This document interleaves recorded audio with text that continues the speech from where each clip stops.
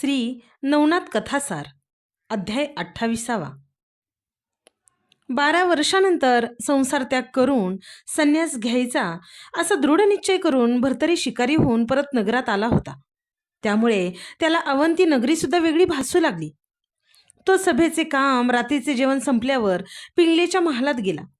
तेव्हाही दत्त आणि आपला संकल्प त्याला समोर दिसत होती. महालात सोन्याचा दिवाण होता. त्यावरील मऊ मऊ शय्येवर सुगंधी फुलांचा शृंगार केलेला होता. त्याची पत्नी पिंगला त्याच्याशी गप्पागोष्टी करीत होती. भर्तरीच्या तोंडात विडा होता. तोही तिच्याशी बोलण्याचे नाटक करत होता. त्याच्या मनातून ते मायावी सरोवर, दत्तांचा हस्त स्पर्श, त्यांची प्रतिज्ञा हे काही केल्या बाजूला होत नव्हते. भर्तरीच्या मांडीवर पिंगलेचे मस्तक होते. तेव्हा बोलता बोलता ती सहज म्हणाली, स्वामी, तुमच्या मांडीवर मस्तक ठेवले असतानाच मला मरण यावे, म्हणजे मला सद्गती लाभेल. हे ऐकून भर्तरीची तंद्री भंगली. तो भानावर येत म्हणाला, आपल्यासारख्या माणसाने एक ठरवलेले असते आणि देवाच्या मनात वेगळेच असते. तो जे ठरवतो तसेच घडते. मी सूर्यपुत्र आहे. जर त्याने मला आधी न्यायचे ठरवले तर मला जावे लागेल. ते ऐकताच तिचे डोळे पाण्याने भरून गेले. तिने आपला कोमल हात त्याच्या तोंडावर ठेवत म्हटले, छे छे, कृपा करून पुन्हा असं कधी बोलू नका. मी तुमच्या मागे एक क्षणभर देखील जिवंत राहणार नाही. ते ऐकून भर्तरी पिंगलेला म्हणाला, अगं, सैनिक, मंत्री, प्रधान सर्वजण राजाला म्हणतात की आम्ही रणांगणात प्राण देऊ, पण खरं सांगू का, प्रत्यक्ष वेळ आल्यावर माघारी पळतात. असो, हा विषय येथेच पुरे आता. पण पिंगला म्हणाली, स्वामी, उगाच सतीची परीक्षा घेऊ नका. विधवा हा शब्द मी कधीही लावून घेणार नाही. माझे काया वाचा मन केवळ तुमचे आणि तुमचेच आहे. शेवटी भर्तरीने प्रेमाच्या उपायाचा वापर करून तिचे ओठ बंद केले. पण तिचे शब्द मात्र त्याच्या हृदयात ठाण मांडून बसले होते.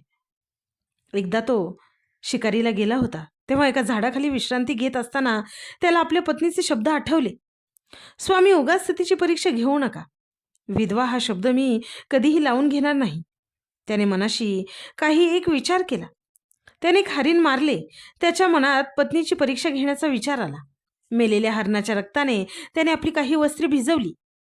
आपल्या विश्वासू नोकराला त्याने एकांतात बोलवले. कोणालाही कळणार नाही अशा रीतीने तो त्या नोकराला म्हणाला, अरे सेवका, गुप्ततेची शपथ घे पाहू. तो नोकर गोंधळला. त्याने विचारले, महाराज, काही विशेष आहे का?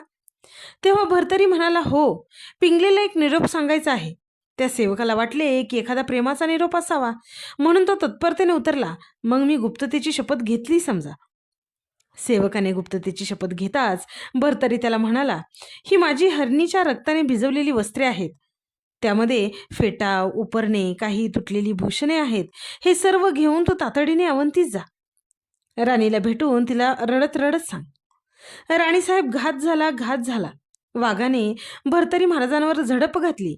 हे पहा, त्यांचे तुटके अलंकार निवस्त्रे तेवढेच आमच्या हाताला लागले. असं सगळं व्यवस्थित नाटक कर. तू जा आता. हे ऐकून सेवक घाबरलाच. तो म्हणाला, महाराज, अशी जीवघेणी चेष्टा कशासाठी? तेव्हा भर्तरी त्याला म्हणाला, त्याचे कारण खूप गंभीर आहे. मात्र एक लक्षात ठेव, मी जिवंत असल्याची खबर कुणालाही कळता कामा नये. गुप्ततेच्या शपथेचे कायम स्मरण असू दे. सेवकाने आज्ञेचे पालन करायचे ठरवले. भर्तरी बरोबरच्या अन्य सेवकांना गुंगारा देऊन अरण्यात लपून बसला. नंतर हरिणांच्या मागे दूरवर गेला. तो विश्वासू सेवकही सर्वांपासून शिताफीने दूर होत एकटाच नगरात गेला. त्याला राजवाड्यात जाईपर्यंत जे जे भेटले त्यांनाही त्याने भर्तरीच्या निधनाने वृत्त सांगितले. समजलेला प्रत्येक जण शोक करत होता. सेवक तातडीने राजवाड्यात एकदम राणीच्या महालात गेला. त्याच्या मागोमाग वाटेत भेटलेले मंत्री व काही सेवकही आले. त्याने नाटकाची सुरुवातच घात झाला, राणीसाहेब, घात झाला असे ओढत प्रवेश करून गेली. भर्तरीची रक्तरंजित वस्त्रे व तुटलेली भूषणे हातात घेऊन तो धाई मुकलून रडू लागला. पिंगला ती कपडे व भूषणे पाहून काय समजायची ती समजली. तिच्या डोळ्यांपुढे सर्व राजवाडा फिरू लागला. वाघाने अचानक हल्ला करून भर्तरी महाराजांना नेले व खाल्ले त्यांचे हे कपडे, एवढंच तो सेवक बोलू शकला. ते ऐकताच पिंगलीने आपले अंग टाकून दिले. ती जमिनीवर कोसळली. भरतरीच्या अनेक आठवणी काढून मोठ्याने आक्रोश करू लागली. धाय मुकलून डोके आपटून रडू लागली. भरतरी मोहाच्या जाळ्यात चांगलाच गुरफटलेला होता. त्याला एकूण 1200 पत्नी होत्या. भरतरीच्या मृत्यूची बातमी वाऱ्याच्या वेगाने सगळीकडे पसरली. ती त्या 1200 जणींनाही कळली. जी ती त्या सेवकाला विचारू लागली. तो आपला परत परत तेच सांगत राहिला. पिंगलीच्या दुःखाला सीमा नव्हती. तिने खूप आक्रोश केला. स्वामी, मला एकटीला मागे ठेवून तुम्ही कसे काय जाऊ शकता? मीही मागे राहणार नाही, तुमच्याबरोबर येणार, असं ती एकसारखी म्हणत होती. तिचा गळा दाटला, आवाज पूर्ण बसला. तिच्या रडण्याला अंत नव्हता. तिने निर्वाणीची आज्ञा केली. या शिरोवस्त्रांसह मी सती जाणार आहे.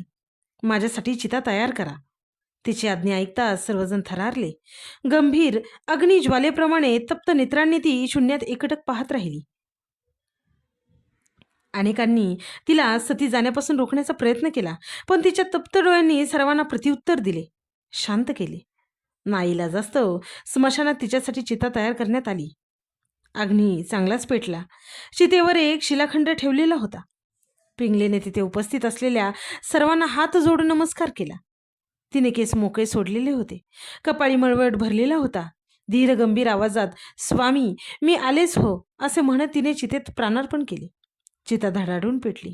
चितेत उडी घेतलेल्या पिंगलेच्या सर्वांगाला ज्वालांनी लपेटली. तरी देखील दुःखाचा एक हुंकारही तिच्या मुखातून बाहेर पडला नाही. उपस्थित जनता शोकमग्न अवस्थेत चितेला व जळणाऱ्या पिंगलेला नमस्कार करून जड अंतःकरणाने आपल्या घरी परतू लागली. सर्वांना पोरकेपण जाणवत होते. रस्ते शून्यवत वाटत होते. घरोघरी भरतरी पिंगलेच्या आठवणींनी प्रत्येकजण उसासे सोडू लागला. अवंती अवकळा आल्यासारखी झाली. पिंगलेने चितेत उडी घेतल्याचे पाहून तो सेवक वेगाने धावतच परत जंगलात गेला. पण भरतरी त्याला सापडला नाही. सूर्यास्तानंतर भरतरी आपल्या नगराकडे परत निघाला. येताना अंधार झाल्यामुळे मशाली पेटवाव्या लागल्या. नगराची वेस दिसू लागताच मात्र त्याच्या मनात शंकेची पाल चुकचुकली. त्याच्या मनात विचार आले, आपल्या सेवकाने सांगितल्यावरून पिंगलेने जीवाचे काही बरे वाईट करून घेतले नसेल ना? एकतर आज राजा विक्रमही अवंतीत नव्हता. माझा सेवक अजूनपर्यंत परत कसा आला नाही? काय झाले असेल? अशा शंकेखोर विचारमग्न अवस्थेतच तो नगर वेशीपर्यंत आला. मशालींच्या तांबूस उजेडात घोड्यावरील भरतरी व त्याच्या काही सेवकांना पाहून द्वारपाल अवाक झाले. भरतरीला जर वाघाने खाल्ले तर मग हा कोण? हा तर निश्चित भरतरीच आहे. त्याला पाहताच ते द्वारपाल म्हणाले, महाराज तुम्ही जिवंत आहात तुम्ही? हाय हाय, भयंकर मोठा घोटाळा झाला हो. तुमच्या सेवकाने तुमच्या मृत्यूची अभद्र वार्ता सांगितली. पिंगला राणींना तुमच्याशिवाय जगण्याची कल्पना सहन झाली नाही, म्हणून त्या सती गेल्या. सगळे अवंतीनगर शोकात आहे. चिता जळून एक प्रहर होऊन गेल्यामुळे आता तेथे नुसती राख उरलेली असेल. द्वारपालांना नवा शोकावेग आवरत नव्हता. तरी भरतरीला त्यांनी घडलेली भयानक वस्तुस्थिती सांगितली. हे महाभयंकर वृत्त ऐकून भरतरी घोड्यावरून खाली उतरला. घोड्यावर बसून जाण्याऐवजी तो स्मशानाच्या दिशेने पळत सुटला. त्याच्या मागे अनेक तरुण व प्रौढ माणसे मशाली घेऊन धावले. चिता पूर्ण विझलेली नव्हती. लाल भडक निखारे अधूनमधून दिसत होते. लाकडाच्या ढिगाऱ्यांची राख झाली होती. भरतरी त्या चितेत उडी घालणार तेवढ्यात अनेक जणांनी त्याला अडवले, उचलले व तिथून बाजूला दूर नेले. तो एकसारखा ओरडत होता. बेभान झालेला असल्यामुळे 10-12 जणांनाही तो आवरत नव्हता. तो उसया मारून चितेकडे जाण्याचा सतत प्रयत्न करत होता. त्याचा संयम संपला. तो एकसारखा रडू लागला. भरतरी जिवंत आहे, तो नगरात आला आहे आणि तसा स्मशानाकडे गेला आहे ही बातमी देखील वाऱ्याच्या वेगाने सर्व नगरभर पसरली. ती ऐकून काही जणांना दुःखातही आनंद झाला. नागरिक मोठ्या संख्येने भरतरीला पाहण्यासाठी, त्याचे सांत्वन करण्यासाठी स्मशानभूमीकडे जाऊ लागले. राजवाड्यातही ही बातमी पोहोचली. ते ऐकून भरतरीच्या इतर स्त्रिया भानावर येऊन त्याही नागरिकांबरोबर स्मशानभूमीकडे वेगाने जाऊ लागल्या. भरतरी रडत असल्याचे पाहून सारे नागरिक रडू लागले. अनेक जाणत्या मंडळींनी भरतरीचे सांत्वन करण्याचा प्रयत्न केला, पण त्याचा काहीही उपयोग झाला नाही. ही घटना ज्या दिवशी घडली त्या दिवशी शुभविक्रम विक्रम प्रधान हे सत्यवर्मासह मथुरेत होते. त्यांना तातडीने हे वृत्त कळविण्यात आले. त्यांना समजताच तातडीने हे अवंती नगरीत परतले. विक्रमाने भर्तरीचे परोत्परीने सांत्वन केले. विक्रमाने केलेल्या अथक प्रयत्नाला शेवटी यश आले. तो भर्तरीला नगरातील राजवाड्यात घेऊन आला. पिंगलेचे सर्व क्रियाकर्म केले. नगरातील लोकांना जेवण केले. तरी सुद्धा भर्तरीचे मन कशातच रमत नव्हते. तो सारखा स्मशानात जाई. शून्यावस्थेत तो बसून राही. वारंवार विक्रम तिथे जाऊन त्याची समजूत काढून त्याला राजवाड्यात घेऊन येई. पण भर्तरी परत स्मशानात जाई. 12 वर्ष भर्तरी शेवटी स्मशानातच राहिला. तेथील गवतपाला खाऊन तो जगला. त्यामुळे तो अगदी काटकुळा झाला. पण 12 वर्ष अखंडपणे पिंगला एवढेच तो म्हणत होता. कोणत्याही क्षणाला तो मरेल अशी परिस्थिती होती. त्याच्याकडे पाहून सूर्याला खूप वाईट वाटे. खिन्न मनस्थितीतच तो शेवटी परत एकदा दत्तात्रयांकडे जाऊन त्यांना म्हणाला, माझ्या पुत्राची परिस्थिती खूप गंभीर झाली आहे. तुम्ही कधी लक्ष देणार आहात त्याच्याकडे? दत्तात्रयांनी अंतर्दृष्टीने भर्तरीकडे पाहिली. तो सूर्याला म्हणाला, सूर्यनारायणा, पत्नी पिंगलीच्या विरहाने तो असा मरणासन्न झाला आहे. पण तुम्ही काळजी करू नका. माझा शिष्य मच्छिंद्रनाथ यांचा तपस्वी शिष्य गोरक्षनाथ सध्या तीर्थयात्रा करत आहे. तोच भर्तरीला शुद्ध मार्गावर आणेल. भर्तरी चिरंजीव आहे. आता या गोष्टीला अजिबात उशीर होणार नाही. तुम्ही निश्चिंत राहा. दत्तात्रयांनी पुन्हा एकदा सूर्यनारायणाला आश्वासन दिले. त्यांच्या आश्वासकतेमुळे सूर्य आपल्या मूळ स्थानी निर्धास्त मनाने परतला. फलश्रुती. या अध्यायाच्या नित्य पठनाने वा श्रवणाने लग्न होत नसल्यास लग्न होईल. त्याला गुणवान धर्मपत्नी मिळेल. ती अखंड सेवा करेल.